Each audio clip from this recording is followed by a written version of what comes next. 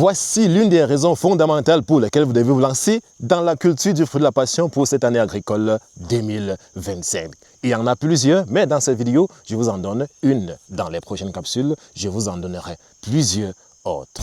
La première raison fondamentale, c'est tout simplement la résistance de la plante. La résistance de la plante face aux calamités, fussent-elles naturelles ou bien biologiques et bien d'autres.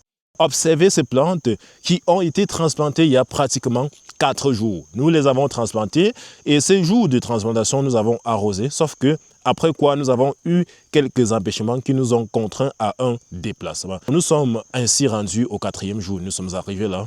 Voici les plantes qui avaient été repiquées. Pratiquement aucun plant n'a fané du stress hydrique. La seule quantité d'eau qu'on avait mis au cours du repiquage a permis de tenir la plante vivante jusqu'au 4e jour où nous nous sommes une fois de plus rendus en champ. Donc ça, c'est une qualité très motivante pour cette culture. Je précise que tous ces plants que vous voyez n'ont pas été arrosés depuis pratiquement 4 jours et ils sont là très bien portants. On peut dire que ceux-ci sont sous ombrage parce que à côté là, il y a un gros manguier qui couvre quand même. Mais ici, c'est pratiquement sous le soleil. Voilà, et c'est dans cette partie qui a fait presque 4 jours sans être arrosée, mais c'est là très bien portant. Voici un essai qu'on avait fait pour une petite vidéo. On a fait juste un repiquage de 3 plantes là.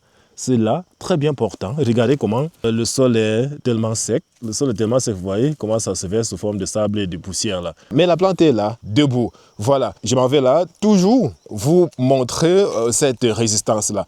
Ici, c'est des plantes qui ont été mises en champ au mois de septembre passé. C'était pour effectuer une expérience. Observez là, vous allez vous rendre compte que tout le champ est presque sec. Lorsque je dis tout le champ, il s'agit des herbes. L'herbe est déjà totalement sèche. On peut y jeter déjà du feu, vous voyez. L'herbe est déjà totalement sèche. Mais regardez à l'intérieur de cette herbe-là, le fruit de la passion est tout simplement là. Il peut ne pas être bien portant, mais vous vous rendez quand même compte qu'il ne partage pas le même état que ces herbes-là qui sont déjà presque secs. Donc, le fruit là, il manifeste néanmoins les petits signes de stress hydrique avec des taches jaunes que vous pouvez constater là.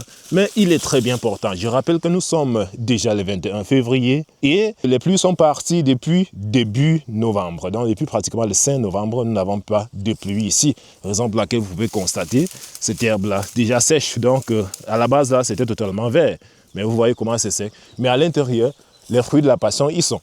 Donc, partout là, si j'essaie un peu de faire un parcours, vous allez vous rendre compte que l'herbe est sèche partout, mais le fruit de la passion est là. Vous voyez, le fruit de la passion est là. Il n'attend que les prochaines pluies pour pouvoir reprendre. Donc, la résistance est l'un des facteurs majeurs et magnifiques qui doit nous pousser à nous lancer dans cette campagne-là. Donc, si j'essaie de filmer là, tout ce que vous allez voir vers à l'intérieur là, c'est le fruit de la passion. Ce sont des plantes des fruits de la passion.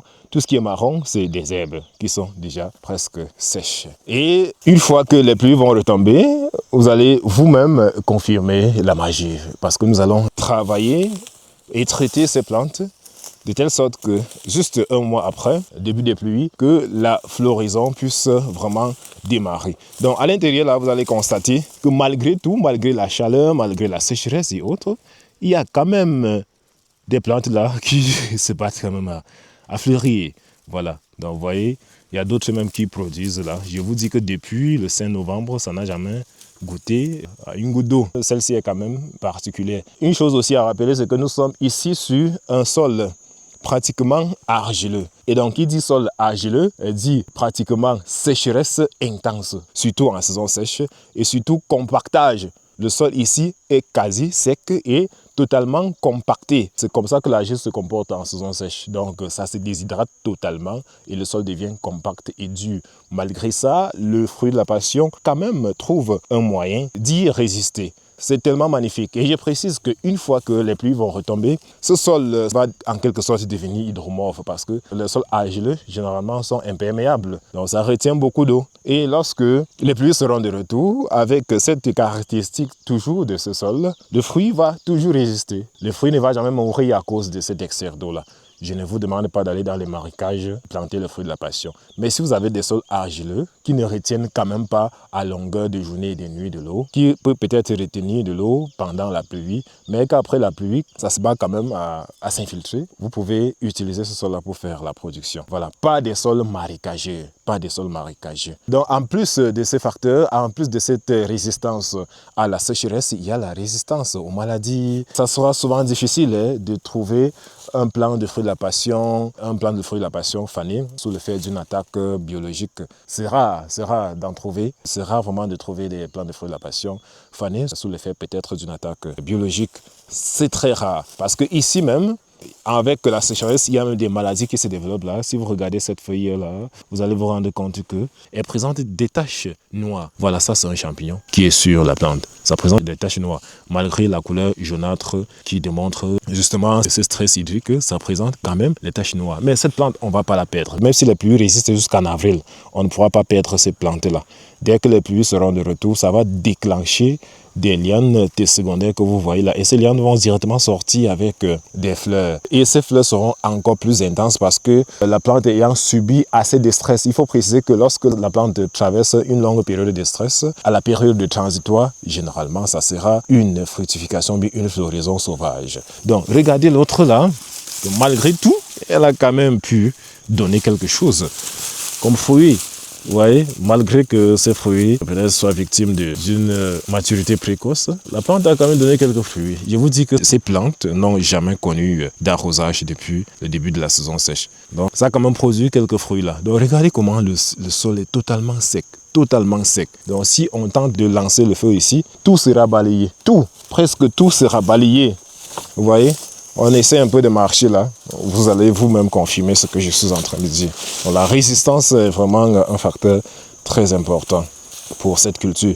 Donc vous qui êtes intéressé par l'agriculture en général, je vous invite à tester au moins cette culture-ci. Donc regardez l'autre. Vous allez constater, je ne sais pas si vous allez voir en quelque sorte ce petit sommet qu'on avait essayé de former ici parce que en saison pluvieuse là, il y avait en quelque sorte une rétention d'eau et on a essayé un peu de surélever le sol ici en formant en quelque sorte les dômes sur lesquels on a mis ce plan. Vous voyez, donc ça veut dire qu'ici là, les racines sont suspendues parce qu'il y a une hauteur de pratiquement 30 cm, à 30 cm au-dessus même du niveau normal du sol qu'on a mis la plante. Mais jusque là, ça résiste, ça résiste. Malgré le fait que les souris seraient venues de creuser quelque part là, peut-être il y a une patate qui s'est formée, bien évidemment, parce que voici la liane de la patate. Il y a certainement une patate qui s'est formée quelque part. Les souris sont venues creuser, exposant davantage les racines du fruit de la passion. Mais malgré ça, la plante reste là, intacte, pas morte. Donc si on continue là, voici l'autre plante. On continue là, on va apercevoir des plantes de taille d'autres. Vous voyez, voici l'autre plante. Voilà, l'autre plante.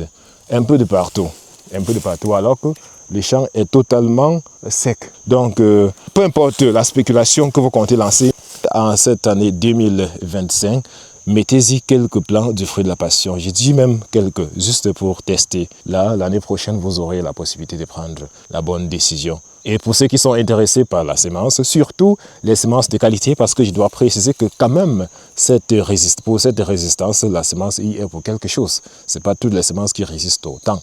Je dois faire cette précision-là. Et prenez toujours des semences de qualité, les semences précoces et les semences résistantes. C'est donc ça que nous mettons aussi à votre disposition, que ce soit en plant ou bien en graines. Vous passez juste la commande et puis on vous expédie dans votre pays en ce qui concerne les graines et dans votre ville en ce qui concerne les plantes si vous êtes au Cameroun. La prochaine campagne de formation sur la culture du fruit de la passion aura lieu le 5 mars 2025. Donc inscrivez-vous massivement pour cette campagne. Et puis, on va, au cours de celle-ci, vraiment vous partager beaucoup et surtout beaucoup de secrets sur cette culture. Observez encore, voici une autre plante que malgré tout, il n'a jamais reçu de pluie. Mais regardez le fruit qui est là, très bien portant. Et on avait aussi surélevé le sol ici. Donc ça veut dire que les racines ne sont même pas dans le sol, c'est suspendu au sol, c'est suspendu. On a fait quelques élévations avant de mettre la plante à cause de l'excès d'eau, parce que le sol retenait un peu l'eau là. On a un peu fait quelques surélévations là, avant de faire des plantations au-dessus. J'avais même beaucoup plus peur de cette partie, me disant que comme c'est plus surélevé, c'est à ce niveau qu'on va perdre les premières plantes au cours de la saison sèche. Que non. Aucune plante n'est morte. Aucune plante. C'était donc l'une des premières raisons pour lesquelles vous devez vous lancer dans cette culture. Donc dans les prochaines vidéos, nous allons vous donner plus d'avantages en ce qui concerne le fruit de la passion.